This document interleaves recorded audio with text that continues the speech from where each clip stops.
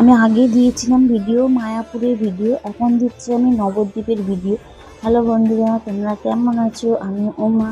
আমরা চলে এসেছি শ্রী বিষ্ণুপ্রিয়ার জন্মভিটে মন্দিরে। মন্দিরটা আমরা ঘুরে দেখছি। মন্দিরটা ঘুরে খুবই সুন্দর। মন্দিরটা সাইডে সাইডে অনেক অনেক ফুল গাছ লাগানো আছে। তারপর আমার দিদি আর মানা করছে যে ফুল গাছে একদম হাত দিবি না। আমার দাদার ছেলে ফুল গাছে ফুল তুলতে যাচ্ছিল। তারপর আমরা ফাইনালি আসল মন্দিরটায় চলে এলাম। এখানে আছে বিষ্ণুপ্রিয়া আর এখানে আছে গোপাল, নিচে যে গোপাল আছে। এখানে আমার দিদি প্রণাম করছে। এখানে আমার দাদার ছেলে, এই যে আমার মেয়ে আর আমার ছোট মেয়েও আছে পাশে। ও একটু বাইরে দাঁড়িয়েছিল। তারপর ওই মন্দির থেকে বেরিয়ে গিয়ে আমরা গেলাম জগন্নাথ মন্দিরে।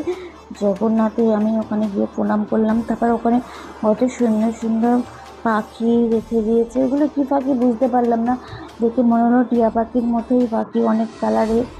তারপর দেখলাম রাধাকৃষ্ণ রাসলীলা, দেখলাম শ্রীকৃষ্ণের বনভোজন।